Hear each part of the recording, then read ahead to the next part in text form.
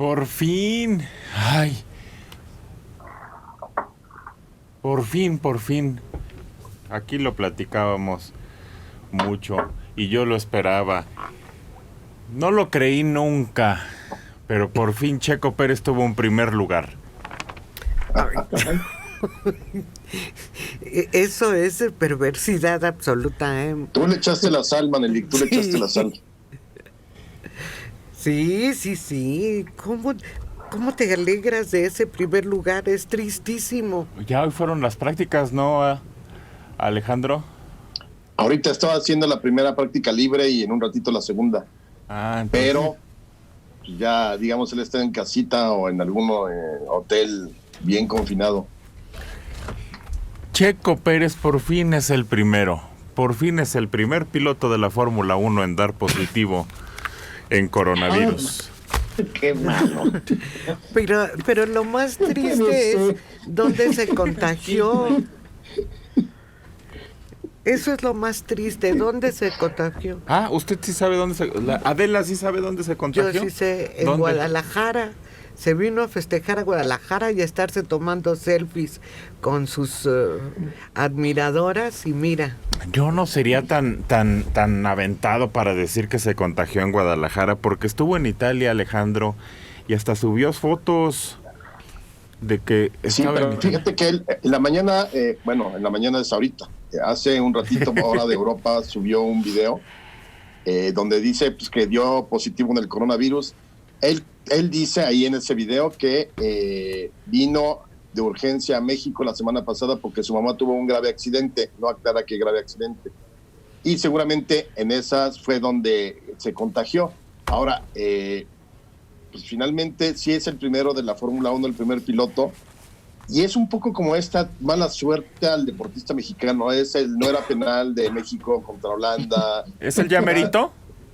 Fíjate, sí, te voy a decir por qué. Porque de todas las temporadas de Checo, para mí, este es el mejor coche que había tenido. Era el más competitivo, estaban calificando entre los primeros 5 o 6, cosa que no ocurría en las otras temporadas. Él además estaba teniendo buenos puntos en las pasadas carreras y tiene la presión de que es posible que le rescindan el contrato por la llegada de Sebastián Vettel de Ferrari. Entonces, va a perder cuando menos, así bajita la mano, 2 carreras. La de este domingo y la de la próxima semana. Y yo no sé, y eso ahí lo tendría que decir un médico, digo, no es lo mismo que Alejandro Rosas le dé coronavirus y esté en su casa, aquí tranquilón, echado, ¿no? El silloncito, el tecito. Pero él tiene que hacer un ejercicio brutal para la resistencia y luego son velocidades de 300 kilómetros, las fuerzas G. Yo no sé si puedes regresar de una enfermedad así, tan campante, para que en 3 semanas esté otra vez corriendo a 250, 300 kilómetros por hora. Entonces, está en el peor de los escenarios, en la mejor temporada que podía haber él quizá soñado. Estaba muy triste en el video. Te agrego una cereza. Se pierde los 70 años de la Fórmula 1 dentro de 15 días en Inglaterra. Sí. No, si nada más falta que nos crezcan los enanos. Ay, Mario. Ya viene la influenza. Yo Chikungunya. creo que, miren, vino a México y que su mamá enferma. Sin embargo, salió a cenar y se estuvo tomando fotografías, como dice Adela, con admiradores y que con unos amigos. Pero además no regresó al confinamiento, sino que se detuvo en Italia. Estuvo en unas playas echándose una nadadita, como decía Pedro Infante, y tanto así que la esposa bajó las fotos, primero las subió y ayer las borró. Sí. Porque eso le puede causar rescisión de contrato. No, bueno, ahí tienen el pretexto perfecto. Claro, rompió los protocolos, no se cuidó, siendo un hombre tan valioso ahorita para la escudería.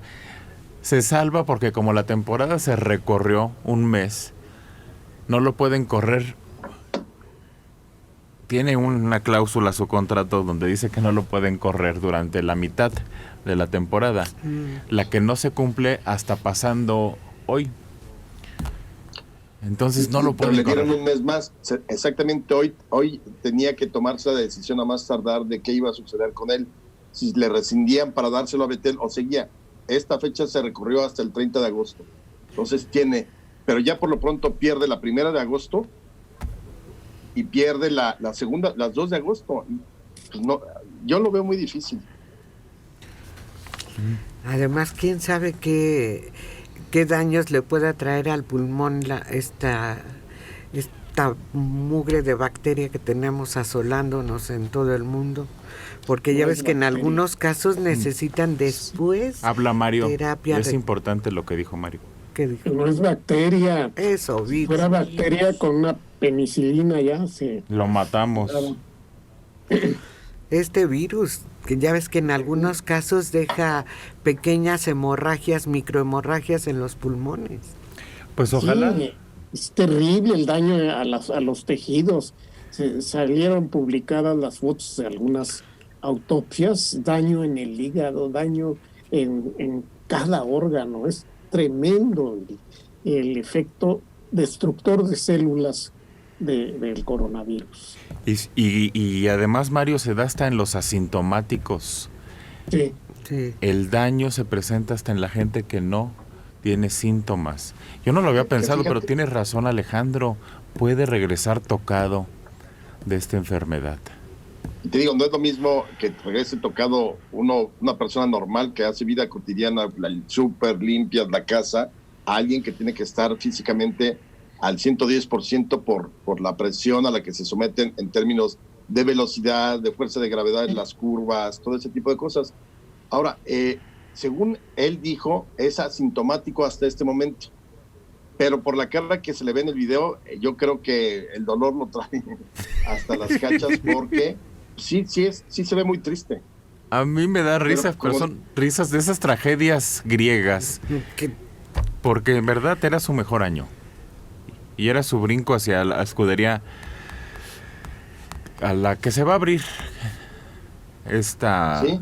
La inglesa, de coches ingleses. ¿Cómo Aston Martin. Eso, Aston Martin. Y probablemente ya no pase nada. Y además ya está cerca, lleva ya casi, pues ya anda como en su año 10º en la Fórmula 1. O sea, ya ahorita cualquier oportunidad la tiene que aprovechar, y esto verdaderamente sí es algo, yo no sé, yo sé lo que es, digamos, tu necesidad de ver a tus padres si tienen algún accidente o algo, pero debió haber sido mucho más prudente venir, ver a su madre y regresarse, punto. Porque además la FIA lo examinó por protocolo, no porque se sintiera mal, sino porque evidentemente si te sales del círculo de seguridad que ya construyó la Federación de Automovilismo para este tipo de circunstancias, claro que antes de regresar formalmente tienes que hacerte la prueba. Pues ahí está la moraleja. Creo que había que aprender de esta historia, porque lo dice todo Alejandro cuando nos explica, se debió haber cuidado más. Sí. Puso en juego su carrera. Hay quien pone en peligro su vida, rompiendo las reglas que tenemos que seguir ahorita. Está joven, fuerte, es un súper deportista, pero puso en peligro su carrera ahorita. Ni modo. Tragedia griega me pareció ayer, por eso me da tanta risa la tragedia que le está ocurriendo. Además es el primero. Te ríes de nervios entonces. El primero. Por fin consigue un primer lugar y es porque es el primero al que le da coronavirus. Pero también es el único que ha roto el círculo de seguridad. Sí, y es lo que debemos entender, que no estamos exentos de que nos pueda suceder y tenemos que extremar los cuidados. Tenemos que protegernos y proteger a los que tenemos cerca. Se portó como mexicano. Ni hablar. Miren, ayer atropellaron a una mujer en el Boulevard Puerto Aéreo, aquí en la avenida Zaragoza. Ocurren muchos atropellamientos en esta ciudad. Muchos. Todos los días, a todas horas. Pero también quiero hacérselos notar. La mujer, más o menos le calculan 65 años. Pero hay un detalle en el que coinciden todos los chismosos que andaban por ahí y el mismo chofer que la atropelló. Y se los quiero hacer notar. Iba hablando por teléfono celular. Iba con su cochinada de teléfono celular y dicen que eso la distrajo. A la mitad de la calle se paró a echarle el ojo al celular y ahí estaba con su aparatejo. No va a pasar nada si pierde una llamada. Si era urgente, seguro le van a volver a marcar. La atropelló un microbús. Todos los chismosos que coinciden. Porque además ahí sucede hasta en una historia o en las películas, en la literatura, cuando le preguntan a varios su versión de los hechos, cada quien da una distinta. Aunque hayan estado viendo el mismo hecho, cada quien da una versión distinta. Pero aquí coinciden todos en que esta mujer lo que iba viendo es el celular cuando se detuvo a la mitad de la calle. Y lo crees porque a todos nos ha sucedido que hemos visto a alguien que tontamente va atravesando una calle con el celular a la vista. Todos lo hemos visto. Victoria Acosta, Manelik, me dolió tu comentario. Se portó como mexicano. Ya lo has dicho en repetidas ocasiones. Luego, no nos damos cuenta de lo que nuestra boca expresa. Y te dicen, ¿escuchaste lo que dijiste? Fue Lupe. ¿Qué dijo? Que dije que se portó como mexicano y que estuvo mal. Sí, lo de Checo pues Pérez. sí, pero lamentablemente estamos viendo en cada uno de esos aspectos de, por ejemplo, en todos los deportes, cuando alguien destaca o cuando un equipo destaca, surgen esos comportamientos autodestructivos. Decía Saldaña lo notaba con mucha claridad, dice, era el mexicano que llega al triunfo, se mete el pie a sí mismo. Uh-huh.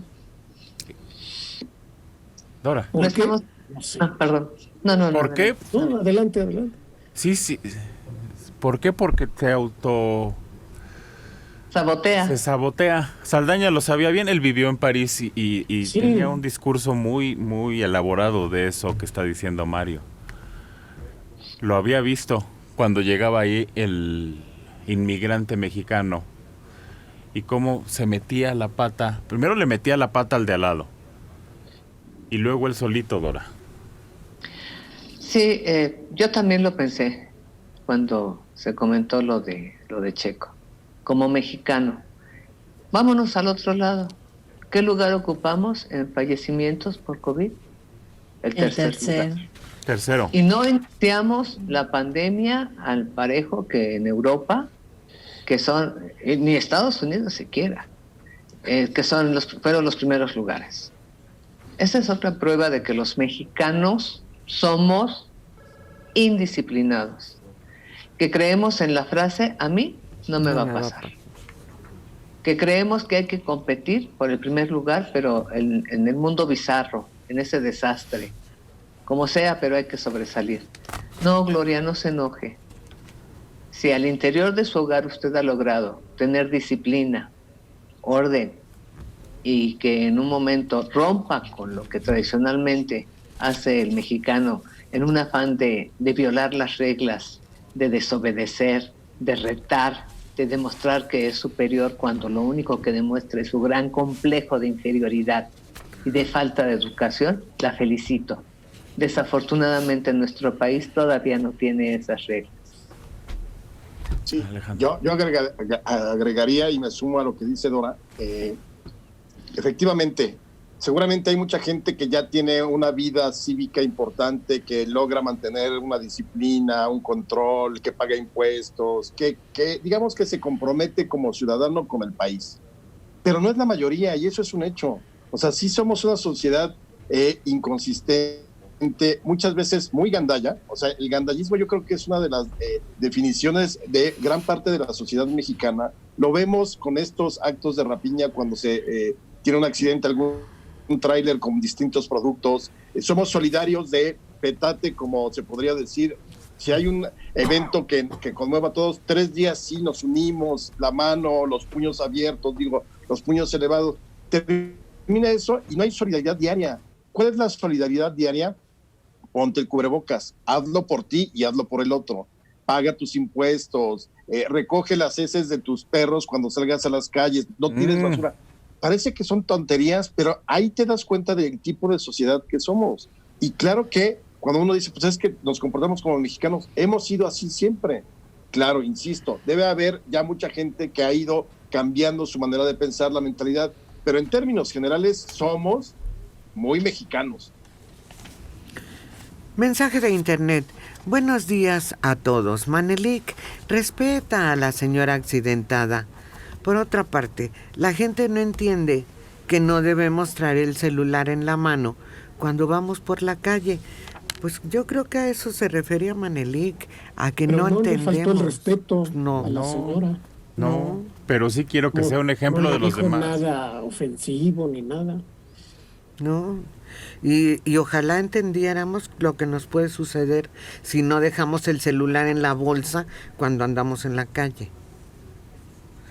Adela González, Martínez Bebé, ¿tienes el estudio que avala que el cubrebocas es efectivo para combatir el COVID? ¿O solo nos quieres imponer tu voluntad por tus pequeñas polainas? No, yo no le quiero imponer nada, yo le platico lo que se platica. Si usted quiere usar el cubrebocas, úselo. Si no lo quiere usar, no lo use. Es una decisión personal, así como lo hemos extendido aquí. Mientras no sea obligatorio más que para entrar a las tiendas, mientras no sea obligatorio más que en algunos lugares, pues haga usted su santa voluntad. Estudios hay tantos, pero la mayoría coinciden en que es mejor usarlo. Mario. Pero es que no es lo que tú dices, es lo que dice todo el mundo. A ver si oye bien, si entiende bien, es todo el mundo, las autoridades sanitarias de todo el mundo recomiendan el uso del cubrebocas, de todo el mundo. Hay grupos de dementes en muchos países que combaten el uso del cubrebocas porque dicen que puede causar asfixia, una serie de cosas absurdas, ¿no? Pero la autoridad médica de todo el mundo recomienda el uso del cubrebocas y hay miles de estudios que señalan hasta qué grado impide el contagio, sobre todo al detener las microgotas que surgen de las personas al hablar, al respirar y en general en su trato cotidiano. ¿No? Y bueno, para empezar, si no cree que existe el virus, creo que ahí ya empezamos muy mal. Bueno, porque sí. así como y esto es solo una suposición, porque no hay otra manera de detener la propagación de esta enfermedad. No se ha descubierto, no hay ni las nanopartículas de cítricos, ni nada de lo que se ha dicho funciona, más que tratar de contenerla utilizando el cubrebocas. Ya si después de todo eso no quiere utilizarlo, pues, se arriesga usted, arriesga a la gente que vive cerca o que está muy cerca de usted, porque si se contagia usted, seguramente va a propagar la enfermedad en su círculo cercano por no haber usado cubrebocas. Así que esto no es un acto de fe, es un acto de ciencia, está comprobado científicamente. Y como dice Mario, hay 17 millones de estudios desde enero hasta la fecha acerca del cubrebocas. Ya, si no lo quiere utilizar usted, pues, como diría mi papá, luego no esté llorando. Patricia Díaz, ya no es necesario que tengan una computadora. Las clases se pueden tomar por el celular. En el último intercensal salió que el 98% de los habitantes tienen celular e internet. ¿98%? Le tengo malas noticias. No todos los celulares No. tienen acceso a internet. Eso es lo que se necesitaría, celulares con acceso a internet. Sí, Y eso- pero estudiantes de primaria, secundaria y hasta preparatoria, no todos tienen celular en el país. Ni con acceso a internet, ni funciona igual que una Claro que computadora. no, pues, imagínate, las zonas rurales, no todo el mundo tiene su celular de Apple o de Samsung, de alta tecnología. Marta Arzate, recuerden que la telesecundaria que ha funcionado por décadas, y ahí no se limiten. A ver, recuerden, ¿no? Eso dije. Recuerden la telesecundaria que ha funcionado por décadas. No se limiten. La telesecundaria en principio tenía ya programas perfectamente establecidos para darlos por televisión, perfectamente establecidos, y eran para secundaria únicamente. Pero además se requiere de una infraestructura. No crea que prendía la televisión y aparecía telesecundaria, no, se requiere de toda una infraestructura y organización, porque además sí se requería de un maestro asesor, un maestro acompañante. De luz. Además, Se requería luz y en muchos lugares no había luz.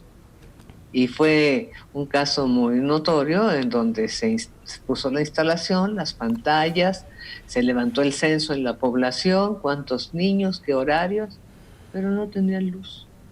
Yo creo que hay que empezar por ahí. Y desafortunadamente todavía muchas rancherías y poblados lejanos no tienen la luz continuamente. Durango simplemente viene un fuerte aguacero y se va la luz aquí en la ciudad capital. Pero, Por fallo, lo que sea, pero en muchos lugares no es fácil. pero la persona asume o habla de que todos en la casa tenemos una televisión. Ahora hay una amplia impacto de la televisión y que por ahí transmitan los planes de telesecundaria. Yo les sé decir porque yo fui a la telesecundaria. Son planes anacrónicos. Ya no funcionan. Están hechos para una generación que ya no existe. Sí se puede aprender en la televisión. Yo, contrario a lo que decía Adela hace rato, creo que ahí se puede aprender mucho. No necesita uno contestarle a la televisión para aprender. Yo aprendí hasta de Odisea Burbujas. No, pues teníamos Plaza Sésamo, ¿no? Que era súper divertido. Teníamos... sí, Yo sería feliz. Que con los polivoces era Plaza Pésame. entonces yo creo que sí se puede aprender, pero con programas actuales. El mundo de Big Man, a mí me sorprendía el mundo de Big Man y aprendía muchísimo. Y hay programas muy valiosos que se me escapan ahorita. Pero la telesecundaria, ese es el problema, está caduca, en mi opinión. pero sí el niño, sobre todo en primaria, sí requiere de la interacción con el maestro. ¿Cómo le corrige el maestro la letra? ¿Cómo corrige un dictado? ¿Cómo? No, ahí sí no se puede sustituir con un programa de televisión que te enseñe los colores. No, la educación formal requiere, sobre todo en los niños de primaria, requiere el apoyo, la guía.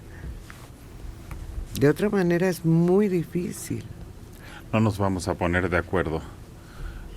Yo creo que se puede a distancia, con programas actuales y llamativos, porque no es la letra. Estamos hablando de conocimientos de otro tipo. Ya es más, los conocimientos hoy en día son distintos a los que yo tuve en mi educación. No, el aprendizaje de la lectoescritura es la misma de hace 100 años. Ya después, cuando ya vas con otro tipo de aprendizajes, que ya vas con otras materias, pero primero y segundo no se puede omitir. Hace 14 años fue cuando Fidel le dejó el puesto a su hermano Raúl.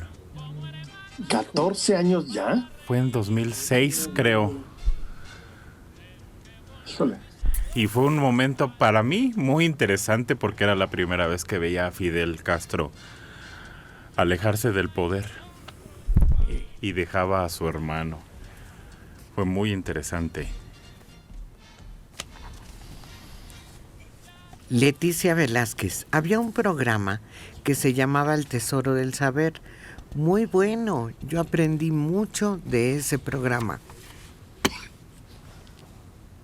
Sí, era muy entretenido, yo también.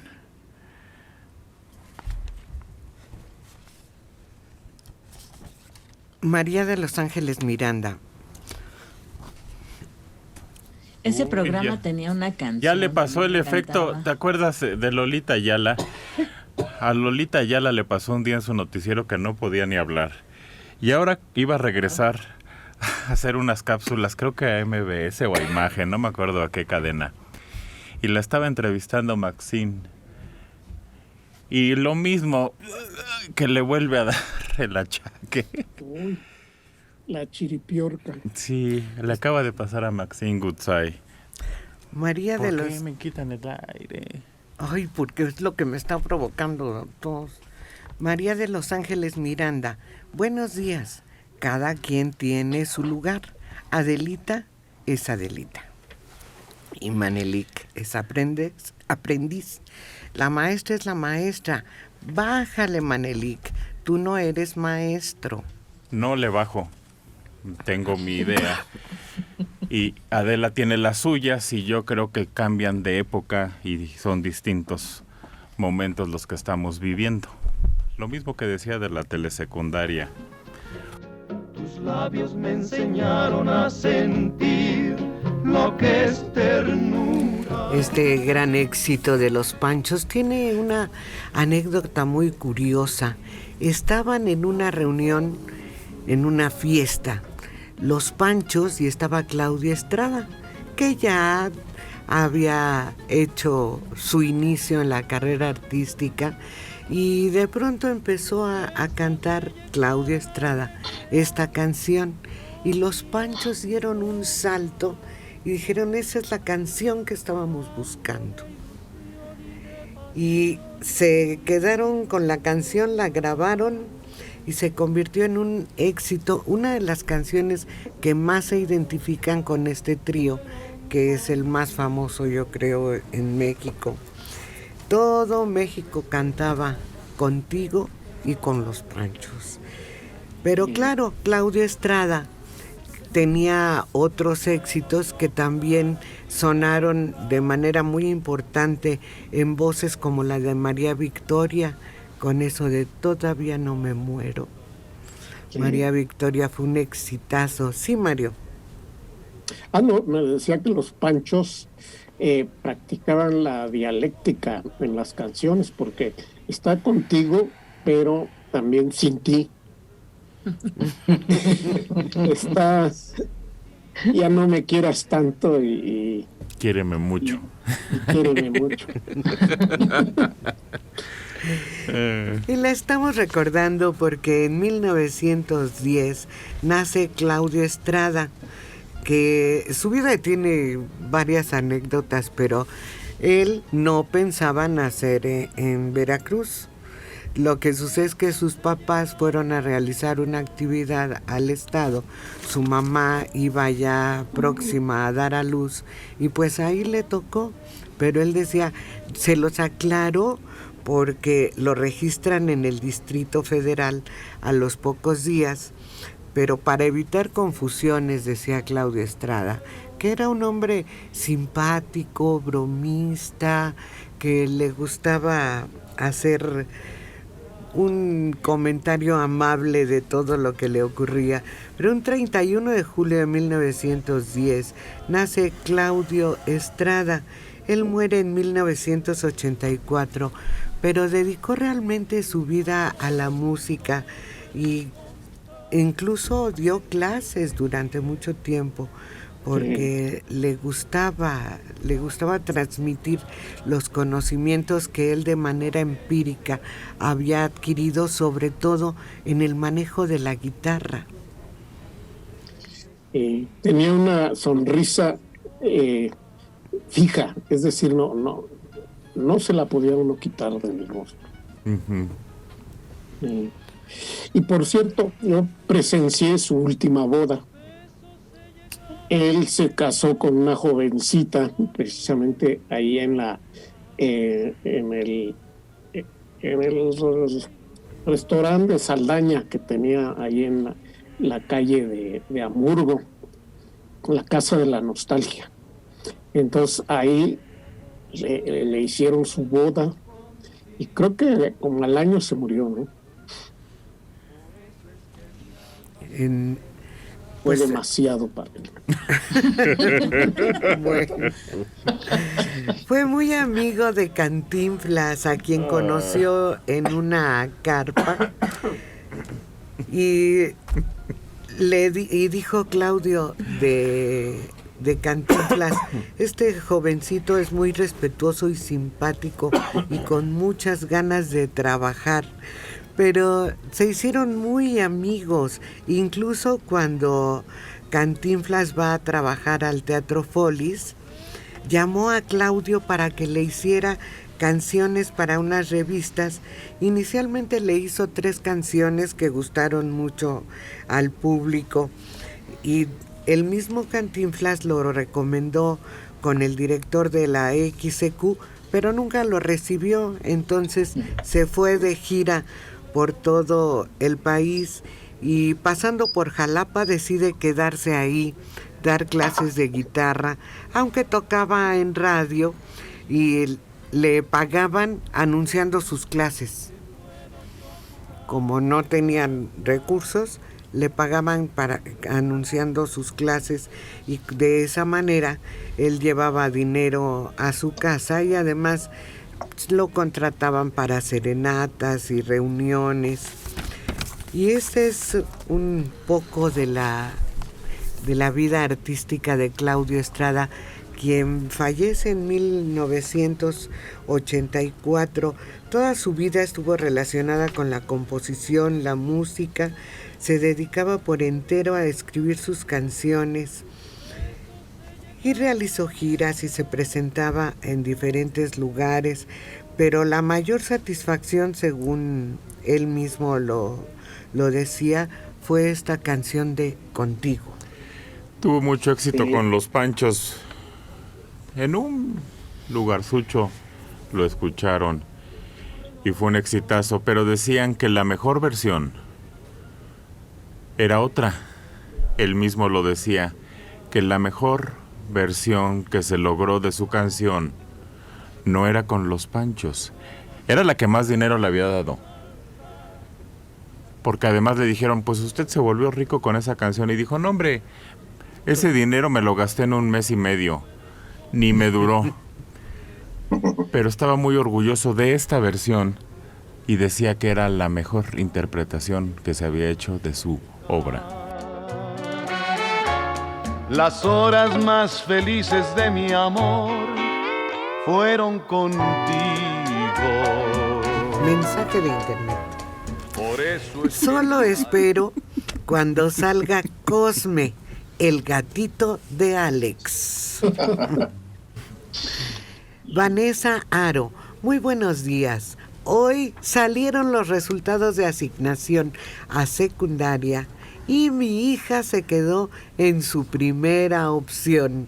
Me da mucha felicidad. Bravo. Ay, sí.